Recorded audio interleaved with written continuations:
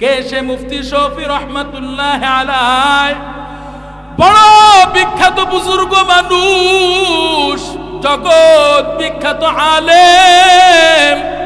তার দুইজন সন্তান পাকিস্তানের বিচারপতি মুফতি তাকি উসমানী দামাত বরকাতুহুম, এবং আরেকজন সন্তান মুফতি রফিউদ্দিন উসমানী দামাত বরকাতুহুম। বাবা মুফতি শফি রহমাতুল্লাহ আলাইহি, তাফসীরে মারিফুল কোরআনের সংকলক মুফতি শফি রহমাতুল্লাহ আলাইহি অসুস্থ হয়ে বিছানায় পড়ে গেছেন। অসুস্থ হয়ে বিছানায় পড়ে বেহুশ হয়ে গেছেন, কথা পর্যন্ত বলতে পারে না, জবান বন্ধ হয়ে গেছে। এরে নবীর উম্মতের দল, এমন সময় মুফতি শফি রহমাতুল্লাহ আলাইহি অসুস্থ হয়ে বিছানায় পড়ে গেছে। সেই সময় সন্তান দুইজন, তাকি উসমানী, রফিউদ্দিন উসমানী, এই দুইজন সন্তান হজে যাবে। হজের ফ্লাইটের সময় হয়ে গেছে, হজের ফ্লাইটের সময় হয়ে গেছে। দুই একদিন পরে হজে যাবে, কিন্তু বাবা অসুস্থ হয়ে বিছানায় পড়ে আছে। এখন কি করবে? হজে যাবে নাকি বাবার সেবা যত্ন করবে? আলেম মানুষ তো বুঝেই ফেলেছে, আমার হজ বড় না, আমার বাবার সেবা যত্ন করা আল্লাহ ফরজ করেছেন। কথা বলেন ঠিক কিনা? এরে নবীর উম্মতের দল, মুফতি শফি রহমাতুল্লাহ আলাইহি দুইজন সন্তান চিন্তা করতে করতে দুইজন সন্তানই হজের ফ্লাইট ক্যান্সেল করে দিলেন। বাবার সেবা যত্নে মগ্ন হয়ে গেলেন। বাবাকে বিভিন্ন হসপিটালে নিলেন, বিভিন্ন ডাক্তার দেখাইলেন। আস্তে আস্তে 1 থেকে 2 মাস পর বাবা সুস্থ হয়ে উঠলেন। সেই সময় সুস্থ হয়ে উঠেছেন, ওই সময় মানুষরা হজ করে করে বাড়ি ফিরতেছে। যখন হুশ ফিরছে, কথা বলতে পারতেছে, তখন মুফতি শফি রহমাতুল্লাহ আলাইহি দুইজন সন্তান তাকি উসমানী, রফিউদ্দিন উসমানীকে জিজ্ঞাসা, ও সন্তান, তোমরা তো হজে গিয়েছিলা, কবে তোমরা হজ থেকে ফিরলা রে বাবা? কবে তোমরা হজ করে তোমরা বাড়িতে ফিরলা?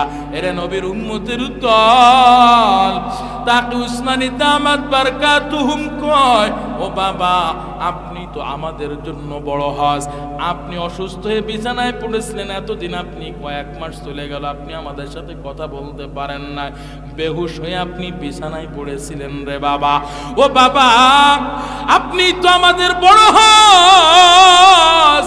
আজকে আমরা আপনাকে অসুস্থর বিছানায় ফেলাই রেখে কেমনে আমরা বাইতুল্লাহ দেখতে যাব, হজ করতে যাব? আপনি তো আমাদের বাইতুল্লাহর হজ। এরে নবীর উম্মতের দল, তাকি উসমানী দামাত বরকাতুহুম বাবাকে বলে, বাবা, যদিও এইবার হজ করতে যাইতে পারি নাই, ও বাবা, আপনি যদি দোয়া করে দেন জীবনে কতবার হজ করব তার হিসাবই থাকবে না। আল্লাহু আকবার। এই কথা শোনার পর বাবা মুফতি শফি রহমাতুল্লাহ আলাইহি সন্তানের কথা শুনে আবেগে চোখের পানি ছেড়ে দিয়েছেন। চোখের পানি ছেড়ে ছেড়ে ওই অসুস্থ বিছানায় পড়ে 2টা হাত তুলে আল্লাহর কাছে বলেন, আল্লাহ, এরে নবীর উম্মতের দল, তাকি উসমানী দামাত বরকাতুহুম সাক্ষাৎকারে বলতেছেন, আমার বাবাকে যখন এই কথা বললাম, বাবা 2টা চোখের পানি ছেড়ে 2টা হাত তুলে আল্লাহর কাছে বলতেছেন, আল্লাহ, আমার 2জন সন্তান রফিউদ্দিন, তাকি উসমানী 2জন সন্তান, আল্লাহ, আমার অসুস্থতার কারণে আপনার ঘর বাইতুল্লাহ সফর করতে পারে নাই, আপনার ঘর বাইতুল্লাহর কাবার গিলাফটা স্পর্শ করতে পারে নাই গো আল্লাহ। ও দয়ার মালিক, আমি অসুস্থ বাবা হয়ে সন্তানের জন্য দোয়া করতেছি গো মালিক। আমার সন্তান তাকি উসমানী, রাফি উসমানী কেমন ভাবে কবুল করো, তোমার বাইতুল্লাহ তওয়াফের জন্য এমন ভাবে কবুল করো, আমার 2জন সন্তানকে তোমার বাইতুল্লাহ দেখার জন্য এমন ভাবে তুমি কবুল করো, আমার সন্তানকে তুমি বাইতুল্লাহ দেখার জন্য কবুল করে নাও। হে নবীর উম্মতের দল, যারা সূরা ইয়াসিন তেলাওয়াত করতে জানেন, যারা সূরা ইয়াসিন কন্টিনিউ তেলাওয়াত করেন, আপনারা ভালো করে জানেন, সূরা ইয়াসিনের শেষ আয়াতের আগের আয়াত আল্লাহ পাক জানায় দেন, ইন্নামা আমরুহু ইযা আরাদা শাইআন আইয়াকুলা লাহু কুন ফায়াকুন। আল্লাহ বলেন, গোলাম, আমি আল্লাহ যখন কোনো কিছু সৃষ্টি করার ইচ্ছা করি,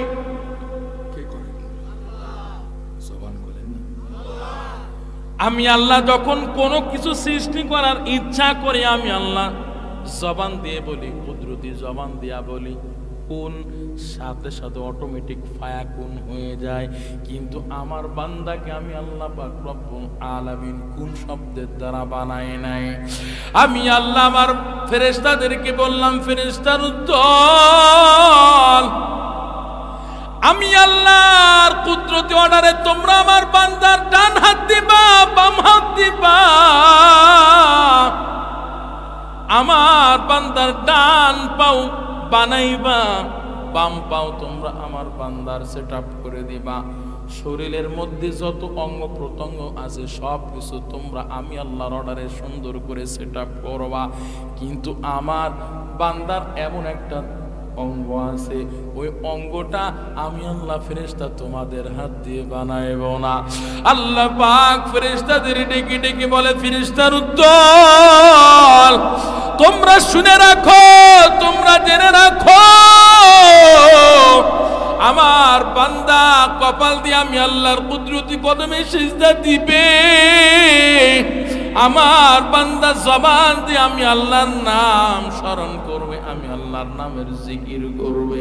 এমনকি আমার বান্দা নামাজের মধ্যে সূরা ফাতিহা পাঠ করবে। আমার বান্দা জবান দিয়া আমি আল্লাহর কুদরতি কদমে সিজদা দিয়ে বলবে, সুবহানা রাব্বিয়াল আ'লা। আমার বান্দা দুনিয়ার জমিনে বিপদে পড়বে, বিপদে পড়ে গিয়া আমি আল্লাহকে ডাকবে, মুনাজাতের মধ্যে আমি আল্লাহকে স্মরণ করবে, আমি আল্লাহর কাছে সাহায্য প্রার্থনা করবে।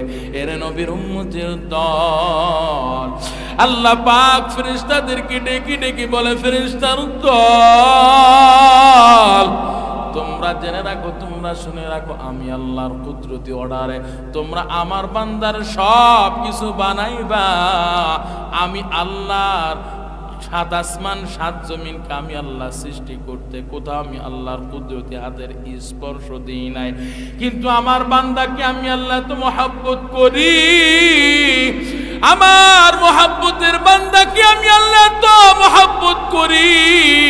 ও ফেরেশতার দল, তোমরা গোটা অস্তিত্ব আমি আল্লাহর কুদরতে সেটআপ করলা, কিন্তু এই সুন্দর চেহারাটা ও ফেরেশতা আমি আল্লাহ তোমাদের হাত দিয়ে বানাইব না, বরং আমি আল্লাহর কুদরতি হাতের স্পর্শে আমার বান্দার সুন্দর চেহারাটা আমি আল্লাহ নিজে সাজাইব।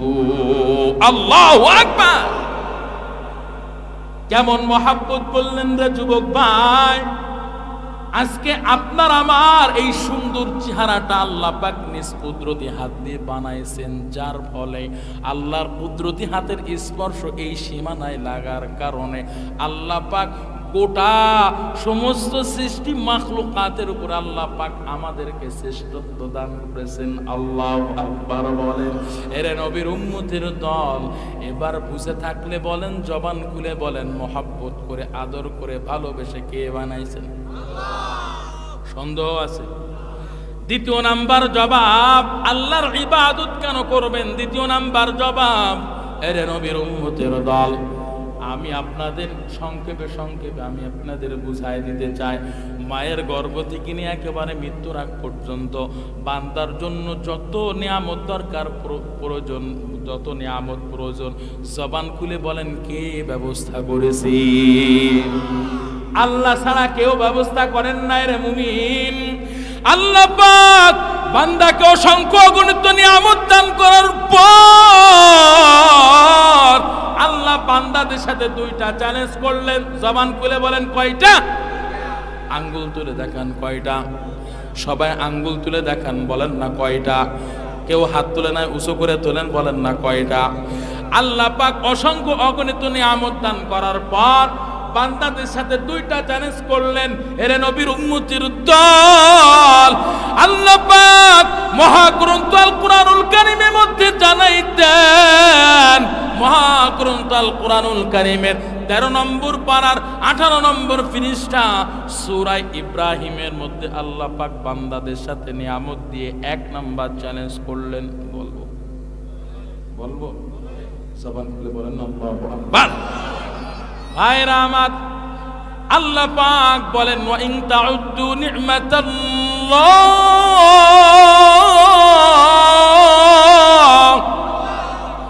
আল্লাহ বলেন গোলাম আমি আল্লাহ তোমার জন্য এত অসংখ্য অগণিত নিয়ামতের ব্যবস্থা করেছি। আমি আল্লাহর নিয়ামতগুলো, অসংখ্য অগণিত নিয়ামতগুলো গণনা শুরু করবা। আজ হয়ে যাবে, কাল হয়ে যাবে, পরশু হয়ে যাবে, সপ্তাহের পর সপ্তাহ চলে যাবে, মাসের পর মাস চলে যাবে, বছরের পর বছর, যুগের পর যুগ চলে যাবে, কিয়ামতের পর আবারও কিয়ামত ঘটবে। আল্লাহ বলেন না তুসুহা, ও গোলাম আমি আল্লাহ দেয়া নিয়ামতগুলো গণনা শুরু করবি, কখনো তা শেষ করতে পারবি না। আল্লাহ এবার দ্বিতীয় নাম্বার চ্যালেঞ্জ করলেন, যারা সূরা রহমান তেলাওয়াত করতে জানেন বা জানেন না, রেকর্ডের মাধ্যমে যারা আপনারা শ্রবণ করেছেন সকলেই বলতে পারবেন। আল্লাহ পাক মহাগ্রন্থ আল কোরআনুল কারীমের সূরা রহমানের মধ্যে বারবার বলেন ফাবি আইয়ি আলাই রাব্বিকুমা তুকাযযিবান, ফাবি আইয়ি আলাই রাব্বিকুমা তুকাযযিবান।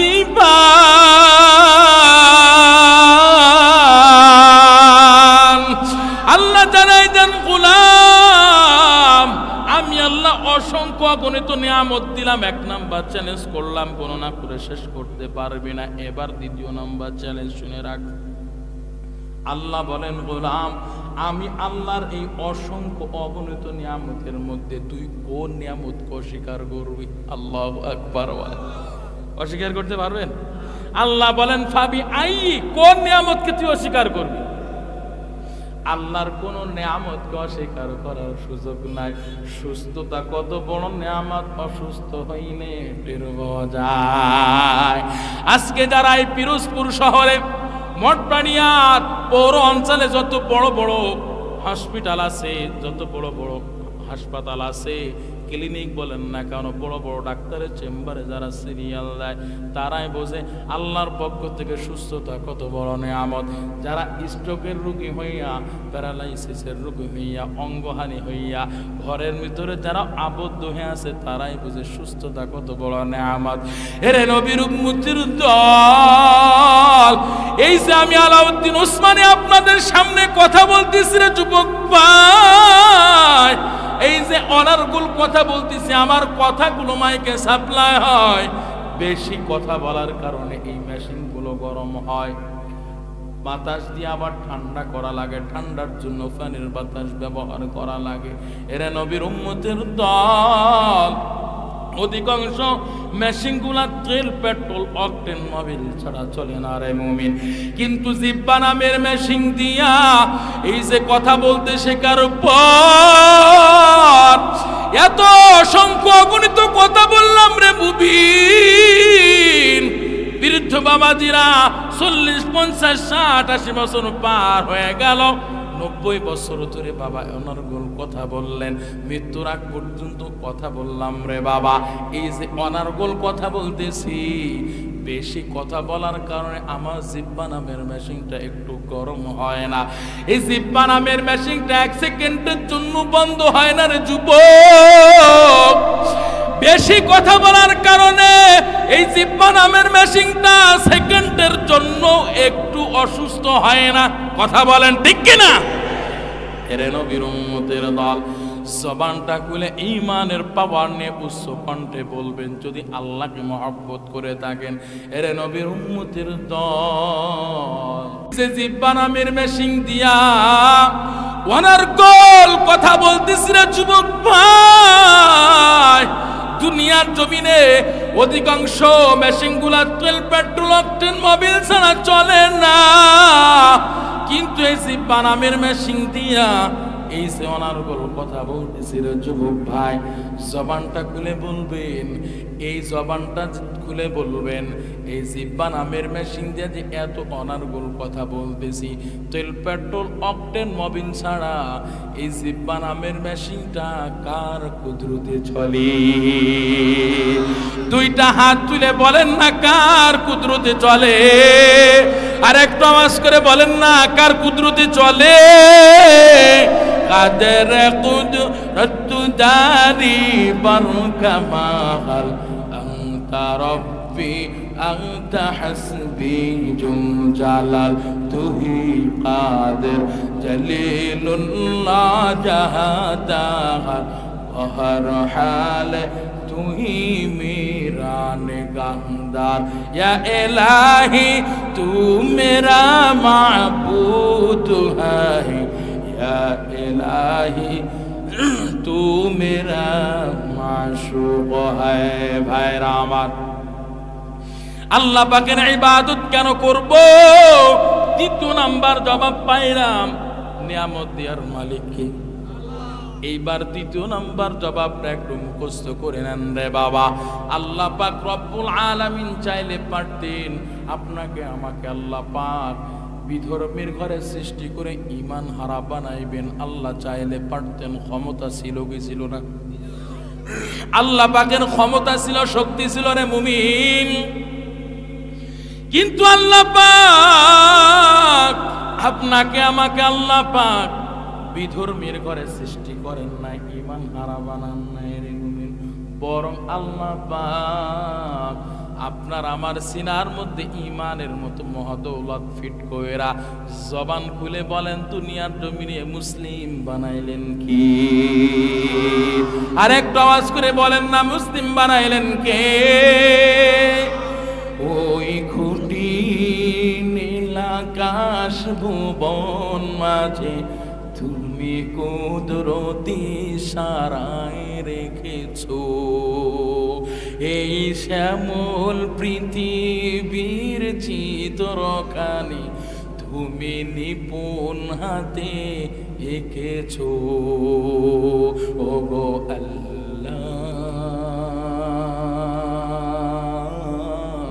শুকর তোমার আমারে মুসলিম করেছো। আল্লাহু আকবার। তুমি সৃষ্টি জীবের মাঝে দিয়েছো প্রাণ, গাইতে দুনিয়ায় তোমারই গান। ও হো, তুমি সৃষ্টি জীবের মাঝে দিয়েছো প্রাণ, গাইতে দুনিয়ায় তোমারই গান। এই দুনিয়ার বুকে যারে দিয়েছ জনম, এই দুনিয়ার বুকে যারে দিয়েছ জনম, আর মরণ খাতায় নাম লিখেছো। ওগো আল্লাহ, শুকর তোমার আমারে মুসলিম করেছো। ভাইরা আমার, চলবে চলবে? তুমি সাগরের বুকে দিলে কান্না, তুমি পাহাড়ের বুকে দিলে ঝর্ণা। ও হো, তুমি সাগরের বুকে দিলে কান্না, তুমি পাহাড়ের বুকে দিলে ঝর্ণা। আজ নিশিরাতে রই দূর নীলে ময়, আজ নিশিরাতে রই দূর নীলে। এক নাম্বার জবাব পাইলাম।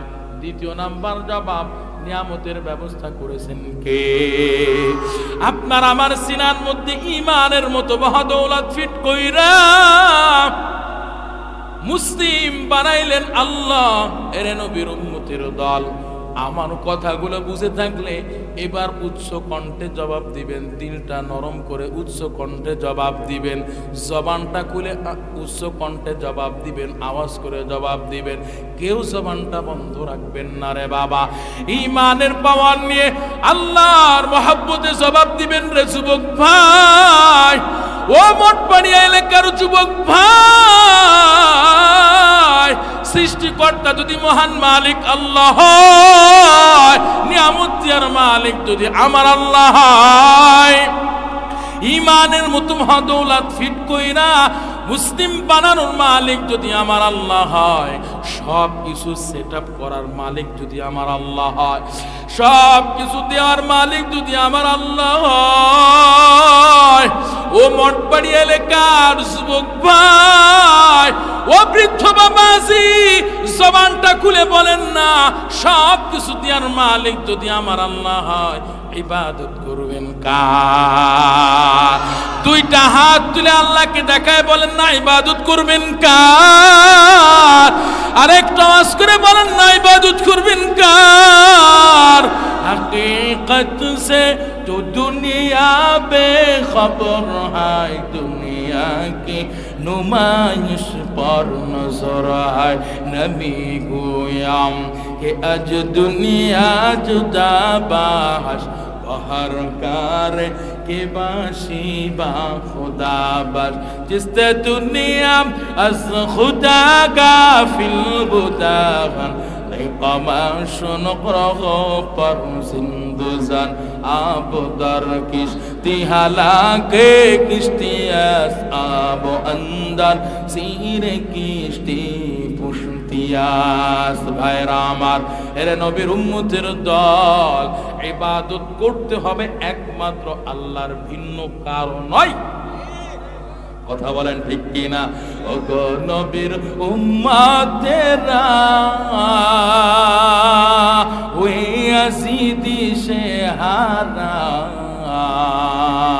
কোরআন হাদিস ছেড়ে চলো, কোরআন হাদিস ছেড়ে চলো, যখন যা চাই মনি নবী বিনে কে তরাবে ফুলসিরাত মিজানে, নবী বিনে হে তরাবে ফুলসিরাত মিজানে, নবী বিনে হে তরাবে ফুলসিরাত মিজানে। নবী আমার জীবন বনে, দিনের লাগি কষ্ট করে, নবী আমার জীবন বনে,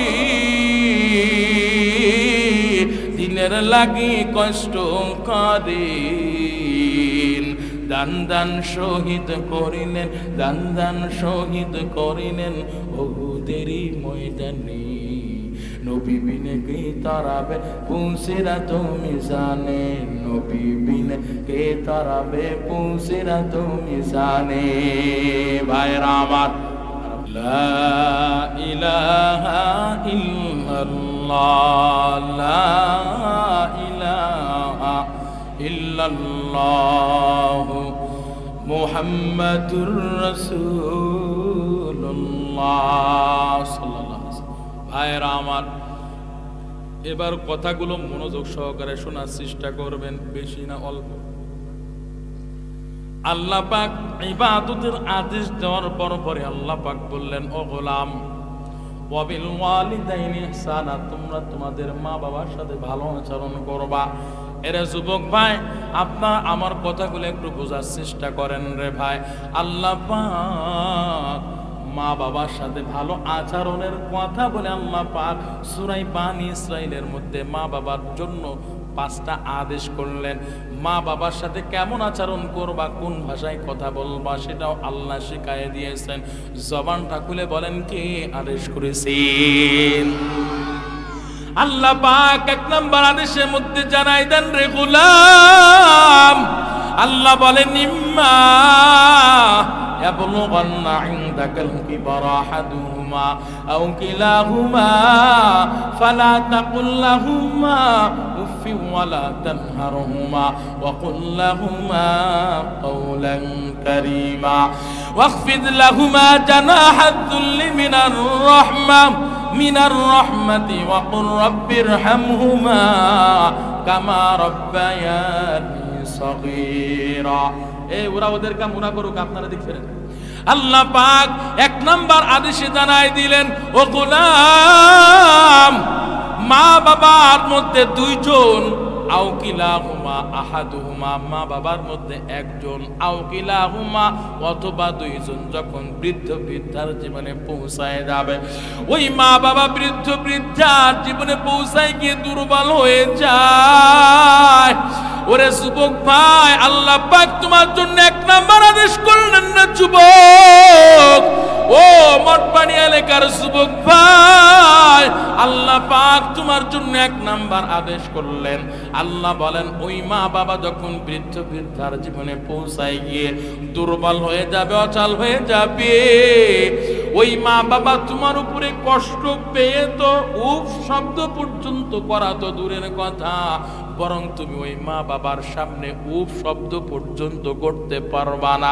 জবানটা খুলে বলেন হুকুম করেছেন কি? আল্লাহ বলেন গোলাম, তুমি বরং মা বাবার সামনে উফ শব্দ পর্যন্ত করতে পারবা না। ফালা তাকুল লাহুমা উফিন ওয়ালা তানহারহুমা, আল্লাহ দ্বিতীয় নাম্বার আদেশ করলেন ওয়ালা তানহারহুমা, তুমি তোমার মা বাবা যখন বৃদ্ধ বৃদ্ধার জীবনে পৌঁছায় যাবে, ও গোলাম, ওই মা বাবার সাথে কখনোই ওয়ালা তানহারহুমা ধমক আচরণে কথা বলবা না, ওই মা বাবার সাথে কখনোই ঝগড়া করবা না রে যুবক ভাই। ও বৃদ্ধ বাবা আছে যাদের মা বাবা বেঁচে আছে, আল্লাহ পাক তাদের জন্য দুই নাম্বার আদেশ করলেন, মা বাবার সাথে কখনোই ধমক আচরণে কথা বলা যাবে না, মা বাবা কষ্ট পায় এমন কোনো আলোচনা, এমন কোনো আচরণ করা যাবে না। আল্লাহ পাক এবার বান্দাদেরকে শিখায় দিচ্ছেন কেমন আচরণ করবা। ওরে যুবক ভাই, মঠবাড়ি এলাকার যুবক ভাই, আল্লাহ পাক তিন নাম্বার আদেশের মধ্যে জানাই দিলেন কেমন আচরণ করবা।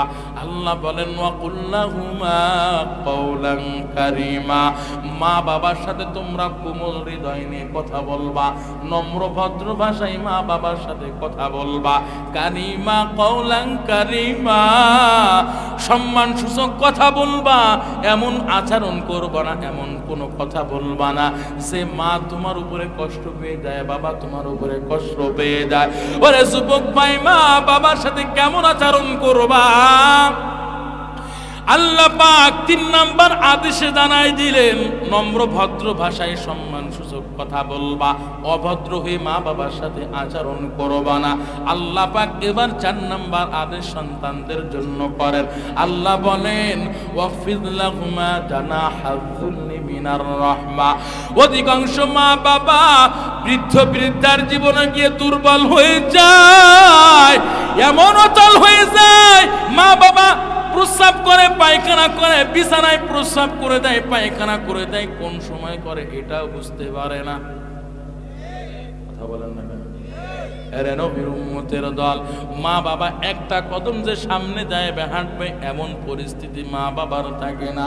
এরে নবীর উম্মতের দল, ওই সময় তুমি মা বাবার সাথে কখনো ঘৃণামূলক আচরণ করবা না। ওরে যুবক, ওই মা বাবাকে কখনো ঘৃণামূলক আচরণ কইরা ওই বৃদ্ধাশ্রমে রেখে আসবা না রে যুবক।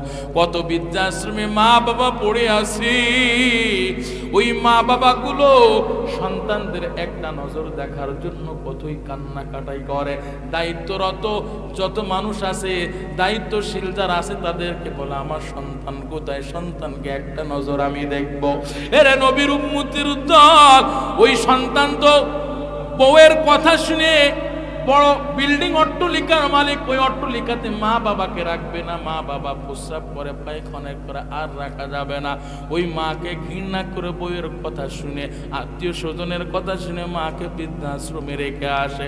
আমি বলবো ওই মা বাবাকে বৃদ্ধাশ্রমে রেখে আসলো, ওই মা বাবাকে বৃদ্ধাশ্রমে রেখে আসলো, পরিণাম ফলে ওই ব্যক্তি যে সন্তান মা বাবাকে রেখে আসলো, এর সন্তান পরবর্তী এর ডাস্টবিনে ফেলায় রেখে আইব।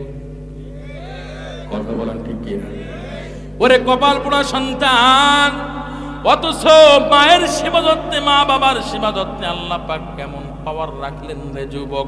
এরে নবীর উম্মতের দল, আল্লাহর নবীর খাঁটি আশিক ওয়াইস আল করনি রহমাতুল্লাহ আলাইহি ঘটনাটা আমি আপনাদের সুন্দর করে একটু বোঝাই দিতে চাই হাদিসের আলোকে। এর আগেই আমি আপনাদেরকে চাক্ষুষ প্রমাণ হিসেবে একটা কথা বলতে চাই। এই যে আপনারা তাফসিরে মারিফুল কোরআনের নাম শুনেছেন, বিভিন্ন মসজিদে তাফসিরে কোরআন মারিফুল কোরআন বিভিন্ন মসজিদে থাকে। আপনারা দেখবেন এই মারিফুল কোরআনের সংকলক মুফতি শফি রহমাতুল্লাহ আলাই। কে সে মুফতি শফি রহমাতুল্লাহ আলাই? বড় বিখ্যাত বুজুর্গ মানুষ, জগৎ বিখ্যাত আলেম। তার দুইজন সন্তান পাকিস্তানের বিচারপতি মুফতি তাকি উসমানী দামাত বরকাতুহুম, এবং আরেকজন সন্তান মুফতি রফিউদ্দিন উসমানী দামাত বরকাতুহুম। বাবা মুফতি শফি রহমাতুল্লাহ আলাই তাফসিরে মারিফুল কোরআনের সংকলক মুফতি শফি রহমাতুল্লাহ আলাই অসুস্থ হয়ে বিছানায় পড়ে গেছেন। অসুস্থ হয়ে বিছানায় পড়ে বেহুশ হয়ে গেছেন, কথা পর্যন্ত বলতে পারে না, জবান বন্ধ হয়ে গেছে। এরে নবীর উম্মতের দল, এমন সময় মুফতি শফি রহমাতুল্লাহ আলাই অসুস্থ হয়ে বিছানায় পড়ে গেছে। সেই সময় সন্তান দুইজন, তাকি উসমানী, রফিউদ্দিন উসমানী, এই দুইজন সন্তান হজে যাবে। হজের ফ্লাইটের সময় হয়ে গেছে, হজের ফ্লাইটের সময় হয়ে গেছে। দুই একদিন পরে হজে যাবে, কিন্তু বাবা অসুস্থ হয়ে বিছানায় পড়ে আছে। এখন কি করবে?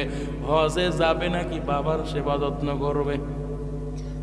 আলেম মানুষ তো বুঝেই ফেলেছে আমার হজ বড় না, আমার বাবার সেবা যত্ন করা আল্লাহ ফরজ করেছেন। কথা বলেন ঠিক কিনা? এরে নবীর উম্মতের দল, মুফতি শফি রহমাতুল্লাহ আলাইহি দুইজন সন্তান চিন্তা করতে করতে দুইজন সন্তানই হজের ফ্লাইট ক্যান্সেল করে দিলেন। বাবার সেবা যত্নে মগ্ন হয়ে গেলেন। বাবাকে বিভিন্ন হসপিটালে নিলেন, বিভিন্ন ডাক্তার দেখাইলেন। আস্তে আস্তে 1 থেকে 2 মাস পর বাবা সুস্থ হয়ে উঠলেন। সেই সময় সুস্থ হয়ে উঠেছেন, ওই সময় মানুষরা হজ করে করে বাড়ি ফিরতেছে। যখন হুশ ফিরছে, কথা বলতে পারতেছে, তখন মুফতি শফি রহমাতুল্লাহ আলাইহি দুইজন সন্তান তাকি উসমানী, রফিউদ্দিন উসমানীকে জিজ্ঞাসা, ও সন্তান, তোমরা তো হজে গিয়েছিলা, কবে তোমরা হজ থেকে ফিরলা রে বাবা? কবে তোমরা হজ করে তোমরা বাড়িতে ফিরলা? এরে নবীর উম্মতের দল, তাকি উসমানী দামাত বরকাতুহুম কয়, ও বাবা, আপনি তো আমাদের জন্য বড় হজ। আপনি অসুস্থ হয়ে বিছানায় পড়েছিলেন, এতদিন আপনি কয়েক মাস চলে গেল, আপনি আমাদের সাথে কথা বলতে পারেন না, বেহুশ হয়ে আপনি বিছানায় পড়েছিলেন রে বাবা। ও বাবা, আপনি তো আমাদের বড় হজ। আজকে আমরা আপনাকে অসুস্থর বিছানায় ফেলাই রেখে কেমনে আমরা বাইতুল্লাহ দেখতে যাব, হজ করতে যাব? আপনি তো আমাদের বাইতুল্লাহর হজ। এরে নবীর উম্মতের দল, তাকি উসমানী দামাত বরকাতুহুম বাবাকে বলে, বাবা, যদিও এইবার হজ করতে যাইতে পারি নাই, ও বাবা, আপনি যদি দোয়া করে দেন জীবনে কতবার হজ করব তার হিসাবই থাকবে না। আল্লাহু আকবার। এই কথা শোনার পর বাবা মুফতি শফি রহমাতুল্লাহ আলাইহি সন্তানের কথা শুনে আবেগে চোখের পানি ছেড়ে দিয়েছেন। চোখের পানি ছেড়ে ছেড়ে ওই অসুস্থ বিছানায় পড়ে 2টা হাত তুলে আল্লাহর কাছে বলেন, আল্লাহ, এরে নবীর উম্মতের দল, তাকি উসমানী দামাত বরকাতুহুম সাক্ষাৎকারে বলতেছেন, আমার বাবাকে যখন এই কথা বললাম, বাবা 2টা চোখের পানি ছেড়ে 2টা হাত তুলে আল্লাহর কাছে বলতেছেন, আল্লাহ, আমার 2জন সন্তান রফিউদ্দিন, তাকি উসমানী 2জন সন্তান, আল্লাহ, আমার অসুস্থতার কারণে আপনার ঘর বাইতুল্লাহ সফর করতে পারে নাই, আপনার ঘর বাইতুল্লাহর কাবার গিলাফটা স্পর্শ করতে পারে নাই গো আল্লাহ। ও দয়ার মালিক, আমি অসুস্থ বাবা হয়ে সন্তানের জন্য দোয়া করতেছি গো মালিক। আমার সন্তান তাকি উসমানী, রাফি উসমানী কেমন ভাবে কবুল করো, তোমার বাইতুল্লাহ তওয়াফের জন্য এমন ভাবে কবুল করো, আমার দুইজন সন্তানকে তোমার বাইতুল্লাহ দেখার জন্য এমন ভাবে তুমি কবুল করো, আমার সন্তানকে তুমি বাইতুল্লাহ দেখার জন্য কবুল করে নাও। এরা নবীর উম্মতের দল। বাবা সন্তানের জন্য দোয়া করেছেন, আল্লাহ বাবার দোয়া কেমন ভাবে কবুল করেছেন রে মুমিন। এরে তাকে উসমানী দামাত বরকাতুম সাক্ষাৎকারে বলতেছে, বাবা দোয়া করার পর থেকে আজ পর্যন্ত কতবার হজে গেলাম, কতবার উমরা হজ করলাম, আমাদের কোনো হিসাবই নাই। আল্লাহু আকবার। এরে নবীর উম্মতের দল, ও যুবক ভাই ও বৃদ্ধ বাবা যারা তোমরা মা বাবার অবহেলা করো, তোমাদের জন্য ঘটনাটা বললাম। মা বাবার সেবা যত্ন করে তোমরা একটু জান্নাত অর্জন করে নাও, সফলতার পথ বেছে নাও। ওরে যুবক ভাই, আল্লাহর নবীর খাঁটি আশিক ওয়াইস আল করনী রাহমাতুল্লাহি আলাইহি, এবার একটু চলবে, হ্যাঁ না মুনাজাত দিব। ওয়াইস আল করনী রাহমাতুল্লাহি আলাইহি, কে সে ওয়াইস আল করনী? আল্লাহর নবীর সাথে সাক্ষাৎ করবেন, মনে বড় শখ, মনে বড় আশা, মনে বড় শখ, মায়ার নবীকে একটা পলক দেখে হলেও সাহাবীর মর্যাদা অর্জন করবেন, মনে বড় শখ। কিন্তু মায়ের সেবা যত্নের কারণে কখনোই মায়ার নবীর সাথে দেখা করার সুযোগ হয় না। আল্লাহ নবীর কাছে চিঠি পাঠাইছেন, পয়গম্বর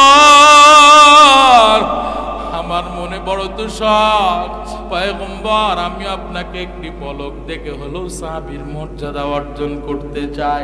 মায়ার নবী, কিন্তু আমার অসুস্থ বৃদ্ধা মা ঘরের মধ্যে অসুস্থ হয়ে পড়ে আছে, এখন যদি আমি আপনার সাথে সাক্ষাতে আসি, ও পয়গম্বর আমার যদিও মনে বড় শখ আপনার সাথে দেখা করব, কিন্তু এখন যদি আমি দেখা করতে আসি, আমার অসুস্থ বৃদ্ধা মা আমার উপর বদদুয়া দিতে পারে, আমার অসুস্থ বৃদ্ধা মা অসুস্থতা আরো বেড়ে যেতে পারে, আমার মায়ের অসুস্থতা আরো বেড়ে যেতে পারে, আমার মা বড় কষ্ট পাবে। এরা নবীর উম্মতের দল। এই কথা লিখে মায়ার নবীর কাছে চিঠি পাঠাইছেন। মায়ার নবীর কাছে চিঠি পাঠাইছেন, পয়গম্বর আমি এখন আপনার দরবারে আসবো নাকি মায়ের সেবা যত্ন করব, খেদমত করব? এরা নবীর উম্মতের দল। মায়ার নবীর কাছে চিঠি হাজির। আল্লাহর নবী চিঠির অপর পিঠে লিখে পাঠাইছেন, ওয়াইস আল করনী আমার দরবারে আসার দরকার নাই, আমার সাথে দেখা করার প্রয়োজন নাই, তুমি তোমার বৃদ্ধা অসুস্থ মায়ের খেদমত করে তুমি জান্নাত অর্জন করে নাও। আল্লাহু আকবার। তুমি তোমার অসুস্থ বৃদ্ধা মায়ের সেবা যত্ন করে জান্নাত অর্জন করে নাও। এরে নবীর উম্মতের দল। মায়ার নবী চিঠি পাঠানোর পর ওয়াইস আল করনী আল্লাহর নবীর দরবারে আর আসে নাই। মায়ের সেবা যত্ন করতে করতে নিজের জীবনটাকে অর্পণ করে দিয়েছেন। আল্লাহর নবী চিঠি পাঠাইছেন, এদিকে ওমরে ফারুককে ডেকে ডেকে পাঠাইলেন। ওমরে ফারুককে দরবারে ডেকে আনলেন। ওমরে ফারুক রাদিয়াল্লাহু তাআলা আনহু আল্লাহ নবীর কাছে বলতেছেন, পয়গম্বর আপনি কি ডেকে পাঠাইছেন? বলে হ্যাঁ। হে ওমর, তোমাকে একটা ওসিয়ত করার জন্য আমি তোমাকে ডাক দিয়েছি। এরা নবীর উম্মতের দল। ওমরে ফারুককে বলতেছে, মায়ার নবী কয়, হে ওমর তুমি আমার এমন একজন পাগল আছে ইয়ামানের জমিন থেকে আসবে, আমি বেঁচে থাকি আর না থেকে আমার ওই পাগল যখন মসজিদে নববীতে আসবে, মদিনায় যখন পদার্পণ করবে, আমার ওই পাগলকে দেখে তোমরা দোয়া নিবা। এমন কি ওমর তুমি তার দুইটা হাত তুলে তোমার জন্য আল্লাহর কাছে দোয়া করতে বলবা। এরে নবীর উম্মতের দল দোয়া নেওয়ার জন্য ওসিয়ত করে দিলেন। এদিকে মায়ার নবী বছর কি বছর পার হয়ে যায়, ওই পাগল আর মদিনা আসে না। মায়ার নবী দুনিয়ার জমিন থেকে বিদায় হয়ে গেলেন। মায়ার নবী বিদায় হওয়ার পর কয়েক বছর পর আল্লাহর নবীর খাঁটি আশিক ওয়াইস আল করনী মদিনায় হাজির। সংবাদ ছড়াই গেল আল্লাহর নবীর সেই পাগল মদিনায় এসেছে। ওমরে ফারুক যে দৌড়ায় ধরে বলতেছে, ভাই তোমার নাম কি? ওয়াইস করনে বলে, হ্যাঁ। ও ভাই, তোমাকে দেখা মাত্র আল্লাহর নবী তোমার জন্য ওসিয়ত বাণী করে গেছেন, তোমার কাছে দোয়া চাইতে বলেছেন। ও ভাই, তুমি আমার জন্য আল্লাহর কাছে দোয়া করো। এরে নবীর উম্মতের দল আল্লাহর কাছে দুইটা হাত তুলে দোয়া করা মাত্রই শেষ যখন হয়ে গেল, ওমরে ফারুক জিজ্ঞাসা করতেছে, ভাই তুমি এমন মাকবুল বান্দা কেমনে হইলা? আল্লাহর নবীকে দেখো নাই, কিন্তু আল্লাহর নবী তোমার ব্যাপারে আমার কাছে ওসিয়ত করে গিয়েছেন। তবে তুমি কোন আমল করেছো যে আমল করার কারণে আল্লাহর নবী তোমাকে দেখে নাই, তুমিও আল্লাহর নবীকে দেখো নাই? কি আমল করেছো যে আমলের পছন্দের কারণে আজকে আল্লাহর নবী তোমার জন্য ওসিয়ত করে গিয়েছেন? এরে নবীর উম্মতের দল, ওমরে ফারুক জিজ্ঞাসা করার পর ওয়াইস করনি দুইটা চোখের পানি ছেড়ে ছেড়ে বলো, ভাই ওমর, আমার মনে বড় শখ ছিল আল্লাহর নবীকে দেখবো। তোমরা তো কত ভাগ্যবান, তোমরা তো আল্লাহর নবীকে দুইটা চোখ দিয়ে দেখেছো, মহাব্বত করেছো। আমি মহাব্বত করেছি, কিন্তু আল্লাহর নবীকে দুইটা চোখে দেখার সুযোগ পায় নাই। আমি আমার মায়ের সেবা যত্ন করতে করতে নিজের জীবনটাকে অর্পণ করে দিয়েছি। আল্লাহর নবী আদেশ করেছিলেন মায়ের খেদমত করার জন্য। আমার মা মৃত্যুর আগে আমার জন্য এমন ভাবে দোয়া করে গিয়েছেন, আমার মা আমার প্রতি খুশি, আল্লাহর কাছে দুইটা দোয়া করে গিয়েছেন। এক নাম্বার দোয়া, ওরে যুবক, মা বাবার সেবা যত্ন খেদমত করলে যে মা বাবা দোয়া করলে যে কবুল হয়, সফলতা অর্জন হয়, তার প্রমাণ আমি তোমাদেরকে বুঝাই দেওয়ার জন্য ঘটনাটা বলতেছি। ওরে যুবক, এরে নবীর উম্মতের দল, ওয়াইস আল করনি ওমরে ফারুককে বলে, ও ভাই ওমর, আমার মা মৃত্যুর আগে আমার জন্য এক নাম্বার দোয়া করলেন, দুনিয়ার জমিনটা যেন নিরাপদ জীবনের জন্য চলতে পারে, বিপদ আপদ বালা মুসিবত থেকে হেফাজত করে যেন শান্তি মতো দুনিয়ার জীবন পার করতে পারে। এই দোয়া আল্লাহর কাছে করলেন। দ্বিতীয় নাম্বার দোয়া যখন করতেছেন, আমার মা দুইটা চোখের পানি ছেড়ে ছেড়ে বলতেছেন, আল্লাহ, আমার সন্তানের মনে বড় শখ ছিল, আমার সন্তানের মনে বড় আশা ছিল তোমার পয়গম্বরের সাথে দেখা করবে, কিন্তু করতে পারে নাই। আমার খেদমতের কারণে, আমার সেবা যত্ন করতে করতে আমার সন্তানটা সুযোগ পায় না আপনার পয়গম্বরকে দেখবে। ও মালিক, আমার সন্তানের প্রতি আমি এত খুশি হয়ে গেছি, আমার সন্তানের প্রতি আমি এত খুশি হয়ে গেছি, আল্লাহ আপনার কাছে দুইটা হাত তুললাম। আল্লাহ,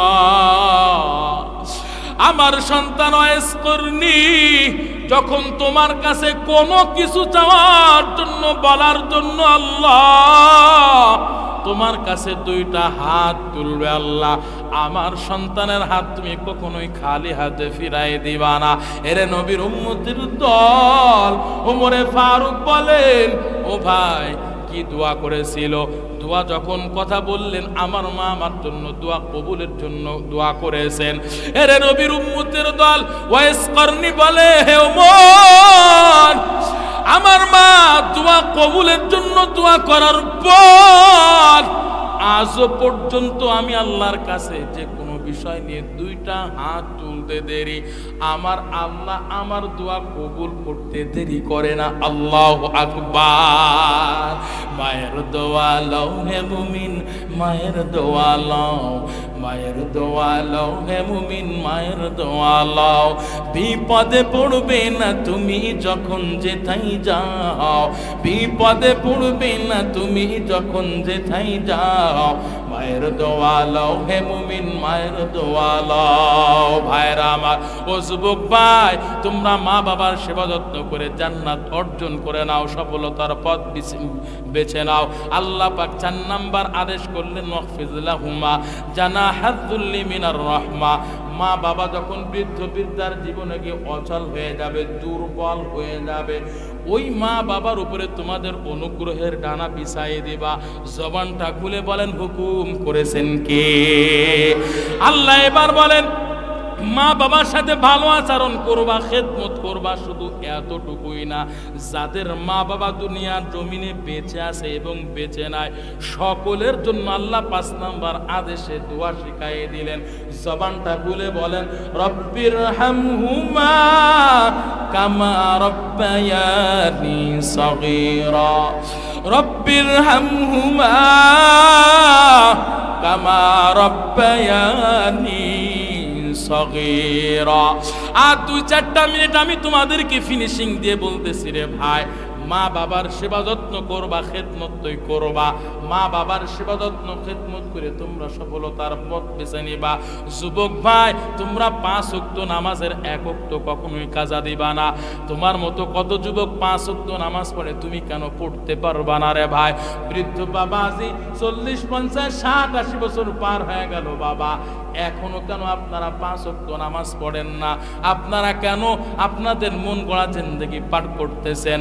আম্মা জানদেরকে বলে যে, আম্মা জান, আপনারা 5 ওয়াক্ত নামাজ ঠিক মতো পড়বেন, 1 ওয়াক্ত কাজা দিবেন না গো আম্মা জান। আপনারা নিজেরা নামাজ পড়বেন, সন্তানদেরকেও নামাজের আদেশ দিবেন, সন্তানদেরকেও নামাজের শিক্ষা দিবেন। স্বামী নামাজ না পড়লে স্বামীকে নামাজের দাওয়াত দিবেন। আম্মা জান, আপনারা নিজেরা কোরআন পড়বেন, সন্তানদেরকেও কোরআনের আলেম হাফেজ বানাইবেন। আম্মা জান, একজন সন্তানকে যদি আপনি কোরআনের আলেম হাফেজ বানাই দিতে পারেন গো আম্মা জান, এই সন্তান মৃত্যুর পর আপনার জন্য কোরআন পড়ে পড়ে আপনার জন্য দোয়া করবে। আপনারা বেপর্দা বেহায়া বেলাজা হয়ে চলবেন না।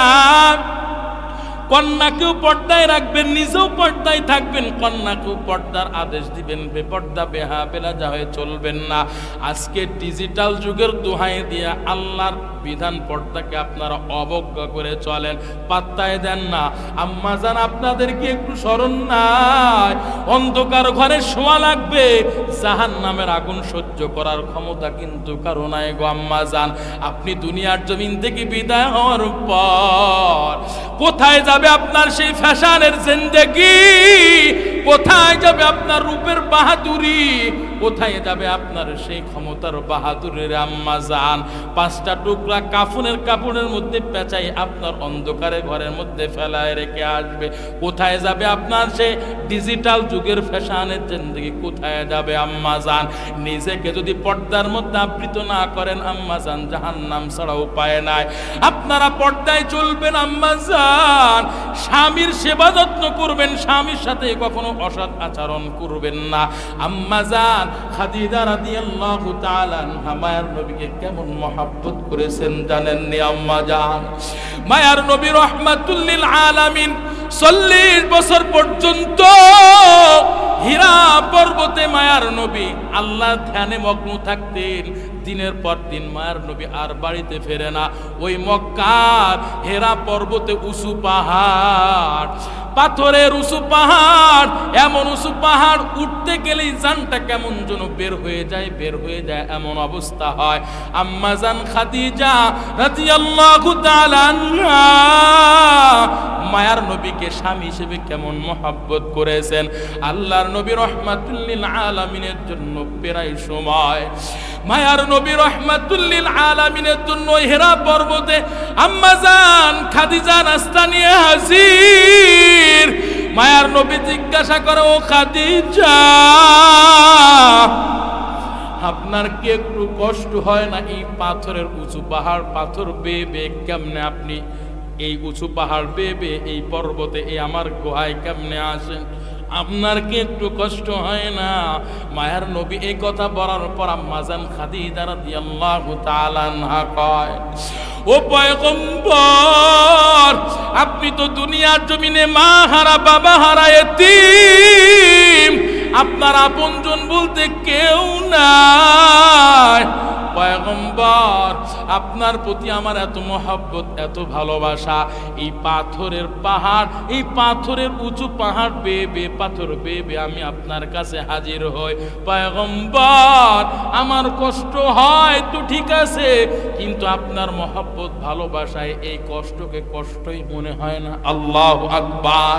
আম্মা জান, আমি আপনাদেরকে বলবো আম্মা জান, স্বামীর সাথে কখনো অসৎ আচরণ করবেন না, স্বামীর সেবা যত্ন করবেন, খিদমত করবেন, তর্ক বিতর্কই জড়াবেন না। আল্লাহ পাক সকলকে কবুল করেন, বলেন আমিন। এরা যুবক ভাই, আজ থেকে আল্লাহর বিধান মতে চলবা, 5 ওয়াক্ত নামাজের 1 ওয়াক্ত কাজা দিবা না। বৃদ্ধ বাবাজি, আপনারা সময় আছে, আপনারা এখনো আল্লাহর দরবারে আল্লাহর পথে ফিরে আসেন, নবীর তরিকা মতে চলেন, নিজের জীবনটাকে আল্লাহর বিধান মতে সাজায় নেন। জীবনে যা করেছেন তওবা করে নেন, তওবা করে নেন। আল্লাহ জীবনে যা করেছে আপনি আমাদের মাফ করে দেন, ক্ষমা করে দেন। কে কে তওবা করতে পারবেন 2টা হাত তুলে আল্লাহকে দেখা দেন। আয় আল্লাহ তাকায় দেখেন, গভীর রাতে আপনার বান্দারা আপনার দরবারে হাত তুলেছে। আল্লাহ আপনার বিধান মতে চলবে, নবীর তরিকা মতে চলবে, মা বাবার সেবা যত্ন করবে, খিদমত করবে। আল্লাহ ও মালিক, জীবনে যা করেছে আপনার বান্দারা তওবার নিয়তে আপনার দরবারে হাত তুলেছে। আল্লাহ সকলের হাতগুলো আপনি কবুল করে নেন। ও মালিক তাকায় দেখেন, গভীর রাত্রে আপনার বান্দারা আপনার দরবারে হাত তুলেছে, আপনি কবুল করে নেন, কবুল করে নেন, কবুল করে নেন। চিল্লা বলেন আমিন, আমিন, আমিন। আখির দাওয়ানা আলহামদুলিল্লাহি রাব্বিল আলামিন। ভাইরা আমার, কষ্ট পাইছেন?